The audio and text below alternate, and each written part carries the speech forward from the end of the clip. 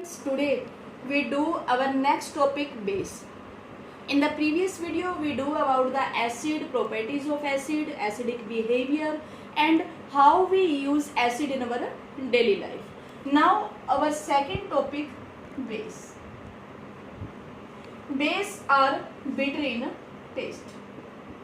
जितने भी बेस होंगे वो बीटर टेस्ट के होंगे. ये नहीं होगा कि हम जितने भी बेस है उनको टेस्ट कर करके देखेंगे. जो केमिकली होते हैं उनको हम टेस्ट करके नहीं देखेंगे.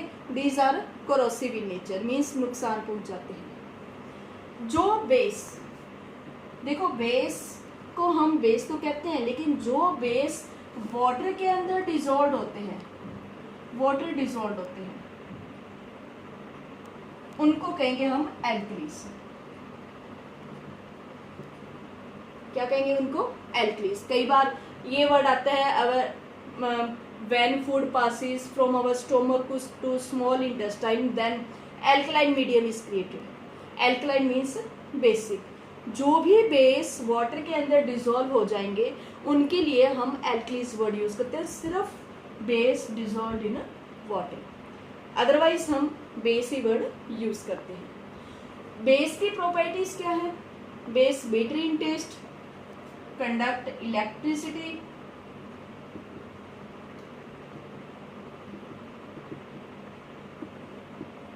and third is red litmus tube blue.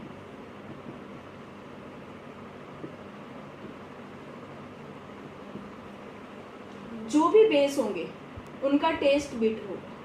Second, ये भी हाइड्रोक्साइड आयन प्रोड्यूस करेंगे जिसके कारण वो इलेक्ट्रिसिटी कंडक्ट करेंगे. और रेड लिटमस का कलर ब्लू में हो जाएगा अगर हम उस लिटमस पेपर को बेसिक मीडियम में डालते हैं. फोर्थ प्रॉपर्टी है इसकी, base react with metal.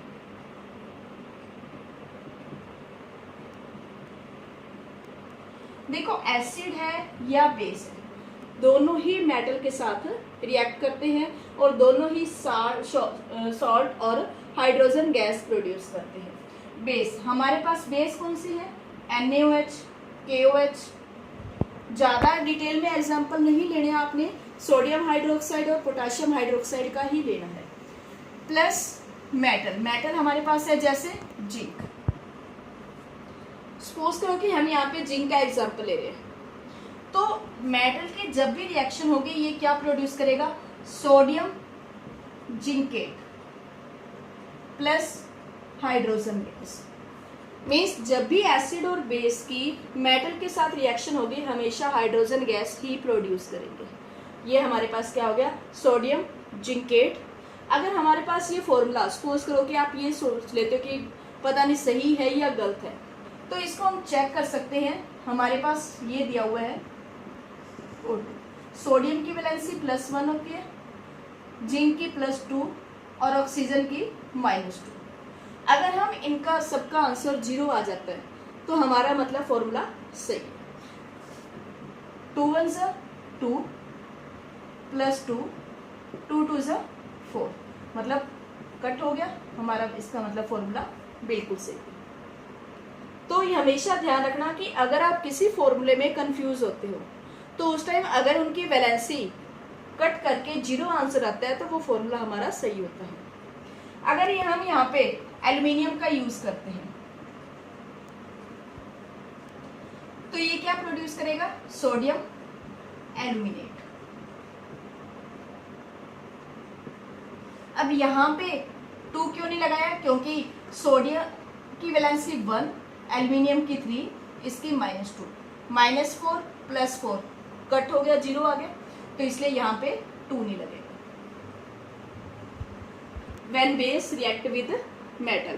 Our next property, fifth property, base react with acid.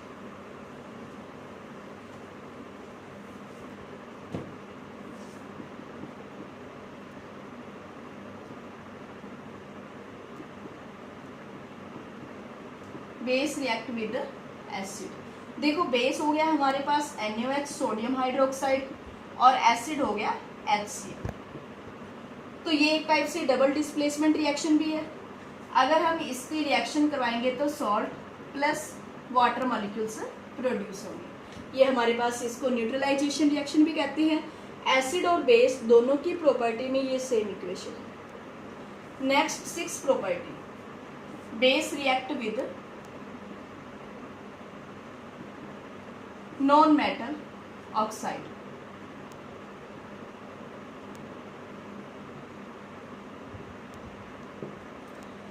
देखो एसिड में क्या कहता है, acid react with metal oxide, means metal oxide का बेसिक नेचर होता है, लेकिन base react with non metal oxide क्योंकि इनका नेचर एसिडिक होता है। बेस हमारे पास हो गया NaOH, नॉन मेटल हो गया जैसे कार्बन, ऑक्साइड का मतलब ऑक्सीजन जुड़ा हुआ है, तो कार्बन डाइऑक्साइड किसका एग्जाम्पल है, नॉन मेटल ऑक्साइड का। ये जैसे रिएक्शन करेंगे ये metal carbonate salt plus water molecule produce करेंगे। तो ये 6 प्रॉपर्टीज हैं बेस की, जिनके बेस पे हम बेसिक सब्सटेंस को आइडेंटिफाई कर सकते हैं उनकी रिएक्शन के बेस पे। उसके बाद आते हैं इनके कॉमन क्या होता है, जितने भी बेस है ना, all the basis have common hydroxide. जितने भी बेस हैं सब में कॉमन क्या है, हाइड्रोक्साइड है। जैसे हमारे पास एग्जाम्पल है NaOH, KOH, calcium hydroxide, magnesium hydroxide. अगर हम इन सभी को ब्रेक डाउन करते हैं, आयंस की फॉर्म में कन्वर्ट करते हैं, तो इन सब में हाइड्रोजन आयन की जगह पे हाइड्रोक्साइड आयन प्रोड्यूस होगा। एसिड में क्या था यहाँ पे, हाइड्रोजन आयन, बेस में क्या है, hydroxide ion.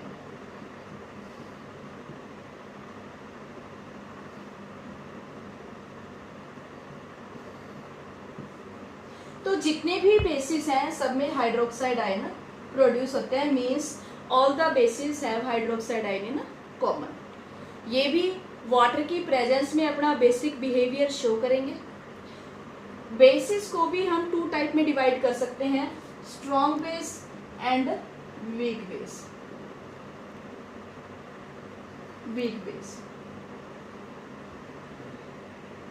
Strong base means which are completely ionized in aqueous solution, and weak base which are partially ionized in aqueous solution. Strong base के एग्जाम्पल है NaOH, KOH, और weak base के example है जैसे calcium hydroxide.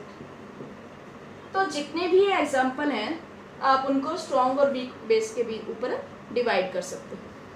उसके बाद आता है concentrated base, which contains very less or negligible amount of water molecules are known as concentrated base, and which contains more amount of water that is dilute base.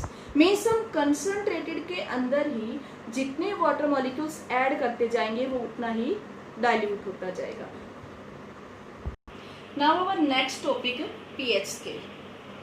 देखो litmus paper से, indicator से सिर्फ हम ये check कर सकते थे कि that given substance is acidic और बेसिक, लेकिन पीएच स्केल से हम उस एसिड बेस की स्ट्रेंथ को चेक कर सकते हैं, that given solution is how much acidic और बेसिक। मीन्स ये हमें बताएगा कि दिया हुआ सॉल्यूशन हाउ मच एसिडिक और बेसिक, कि उसकी स्ट्रेंथ कैसी है, वो वीक है, स्ट्रॉन्ग है, क्या है। अब हमारे पास जो ये स्केल है ये किसने दिया था, 1909 में सोरेनसन ने दिया था, जिसमें P का मतलब होता है पोटेंस मीन्स पावर, और H का मतलब होता है हाइड्रोजन आयन कंसंट्रेशन। जो पीएच स्केल है उसमें P का मतलब पोटेंस पावर, H का मतलब हाइड्रोजन। मीन्स गिवन सॉल्यूशन में हाइड्रोजन आयन की कंसंट्रेशन क्या है, पावर क्या है, उसके बेस पे हम उसकी स्ट्रेंथ को आइडेंटिफाई करते हैं कि वो कितना एसिडिक है या बेसिक है। तो सोरेनसन ने ये जो स्केल तैयार किया उसके ऊपर उसमें कुछ वैल्यूज मेंशन थी, जिस तरह से हमारे स्केल के ऊपर ये वैल्यूज मेंशन होती है उस तरह से ये वैल्यूज मेंशन थी, जिसमें उसने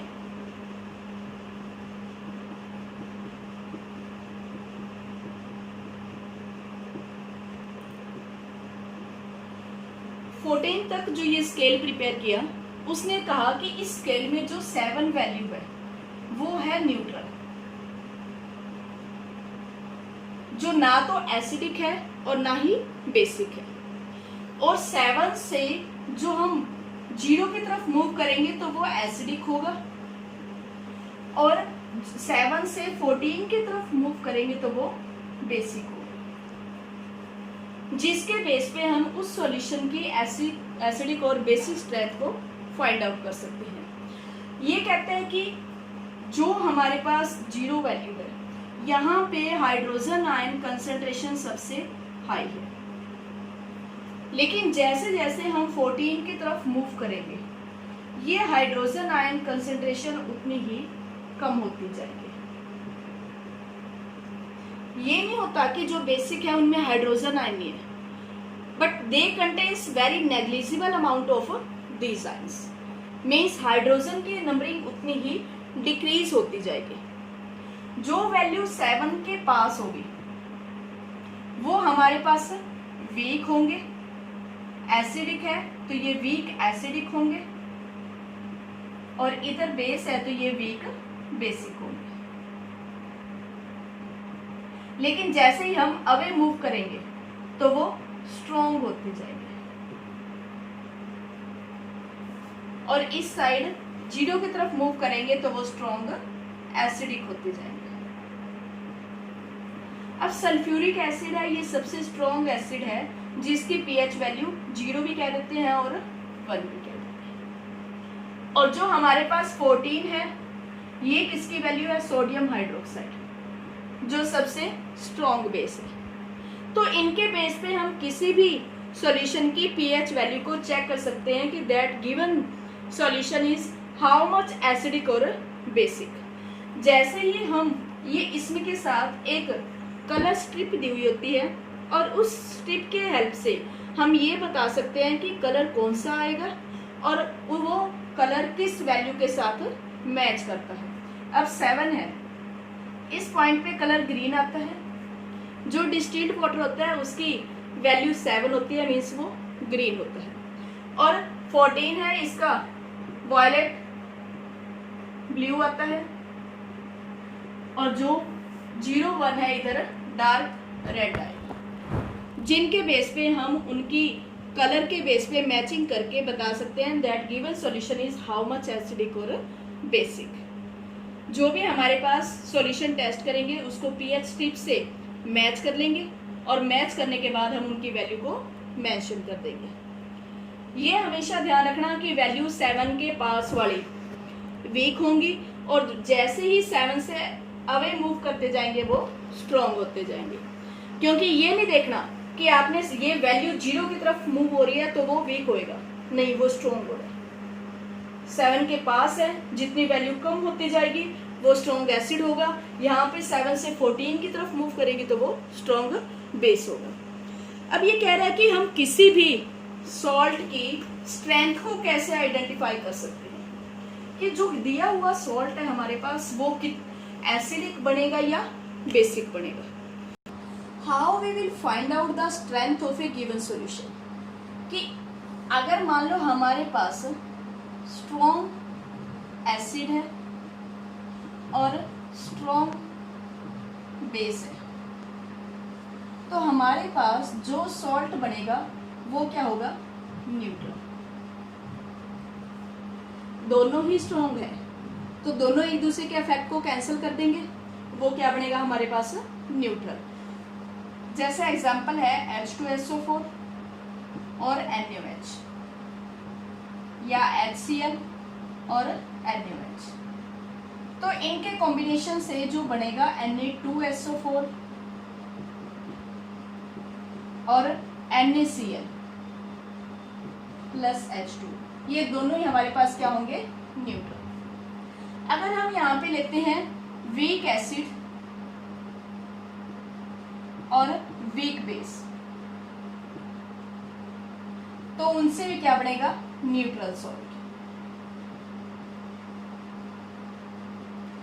जैसे एग्जांपल है हमारे पास CH3COH प्लस में, यहाँ पे हम कोई भी एग्जांपल ले सकते हैं।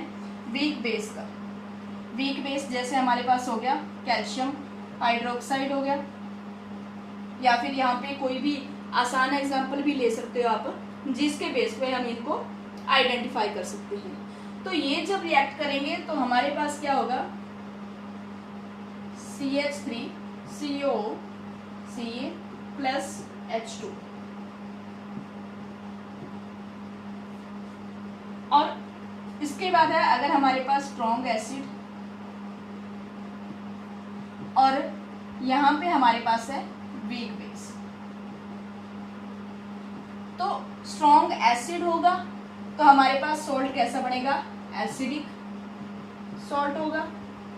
और अगर हमारे पास वीक एसिड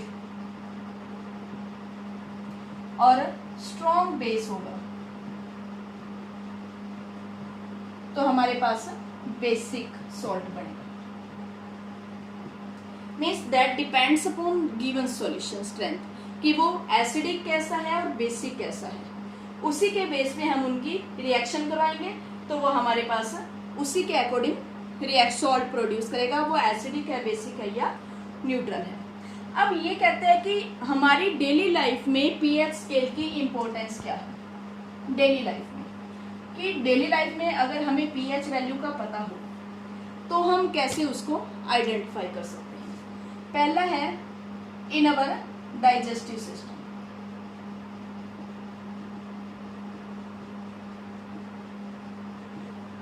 देखो अगर हम कहीं भी मैरिज पे जाते हैं या कुछ स्पाइसी ज्यादा खा लेते हैं तो जो हमारे स्टोमक में एसिडिक मीडियम मींस एसिडिटी हो जाती है, तो हम उसके ऊपर कुछ ना कुछ बेसिक सब्सटेंस जो यूज करते हैं वो हमारे स्टोमक की एसिडिटी को न्यूट्रलाइज कर देता है, जिसमें हम कुछ antacid like milk of magnesia,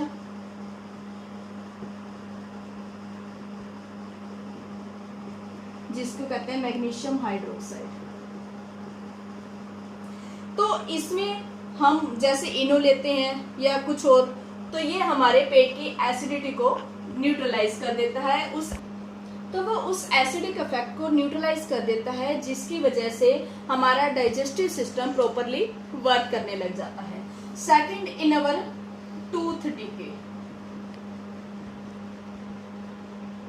देखो अगर बच्चे या बड़े अगर माउथ वॉश प्रॉपरली नहीं करते तो इन अवर टूथ डिके, क्योंकि जब भी बच्चे ब्रश वगैरह प्रॉपरली नहीं करेंगे तो दांतों में कैविटीज हो जाती है, तो जो हम बेस यूज करते हैं हमारे कोलगेट में वो हमारे माउथ के एसिडिक मीडियम को न्यूट्रलाइज कर देता है। इस एसिडिक इफेक्ट को बेसिक है वो क्या कर देगा, न्यूट्रलाइज कैंसिल कर देगा, जिसकी वजह से हमारी टीथ है वो डैमेज नहीं होते, दांतों में कैविटी नहीं होती।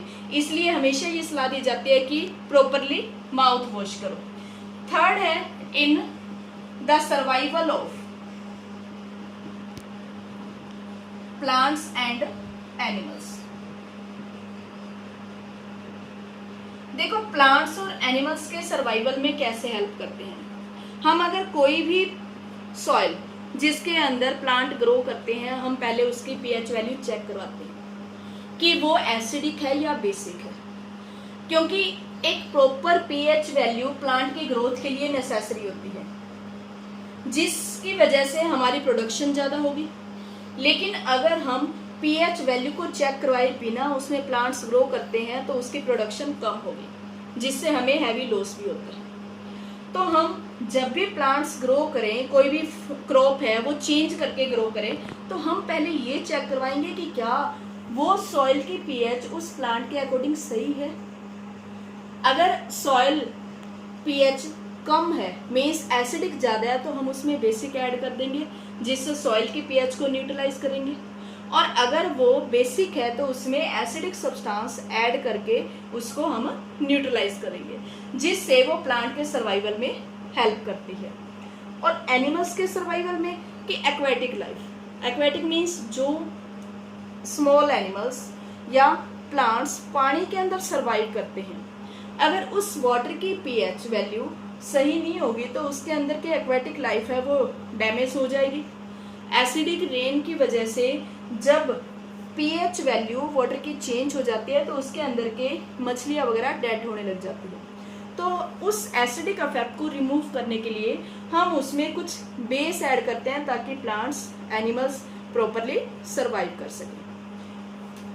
उसके बाद हमारा फोर्थ है सेल्फ डिफेंस। अब खुद की रक्षा के लिए पीएच की क्या इंपॉर्टेंस है? देखो, कई बार हमें कोई भी मक्खी वगैरह काट जाती है तो हम उस पर कुछ बेसिक सब्सटेंस या एसिडिक सब्सटेंस रब करते हैं। सॉल्ट रब कर लिया, लोहा रब कर लिया। वो किस लिए? क्योंकि सपोज करो कि आंट स्टिंग है, उसमें एसिडिक है, जब भी वो कट करती है तो हमें यहाँ पे रैशेस हो जाते हैं, लाल आ जाते हैं और फिर उससे जलन भी होती है। तो हम क्या करेंगे कि उस पर लोहा रब करते हैं। लोहा क्या हो गया हमारे पास? एक मेटल, और जो उसका ऑक्साइड होगा वो क्या हो जाएगा? एक बेस। तो इसका मतलब जो आंट स्टिंग में एसिड था और हमने उस पर बेस रब किया, जिसने एक दूसरे के इफेक्ट को कैंसिल कर दिया और वो हमें उस दर्द से रिलीफ देता है। फिर है एक नेटल और डॉग प्लांट का एग्जांपल। देखो, ये पेपर में भी बहुत बार आया हुआ है, नेटल और डॉग प्लांट और सेल्फ डिफेंस वाला टॉपिक। देखो, जो पहाड़ी इलाका होता है वहां पे एक नेटल प्लांट होता है, जो अगर टच कर जाता है किसी पर्सन को तो वो अपना एसिड, मिथेनोइक एसिड उसके अंदर इंजेक्ट कर देता है, डाल देता है। उनके कांटों में वो प्रेजेंट होता है, जिससे हमारे उस पार्ट पे जलन होने लगती है और रेडनेस आ जाती है। लेकिन जैसे ही हम उसी के पास एक डॉग प्लांट आता है, वो रब करते हैं, उसके लीव्स रब करते हैं, तो वो उस नेटल प्लांट के इफेक्ट को कैंसिल कर देता है, जिससे हम सेल्फ डिफेंस में इसका यूज करते हैं। तो डॉग प्लांट ने नेटल प्लांट के इफेक्ट को न्यूट्रलाइज किया और हमारे वो दर्द है वो कम हो जाता है। Now our second exercise completed of base and pH scale. Thanks, and please like and subscribe my channel.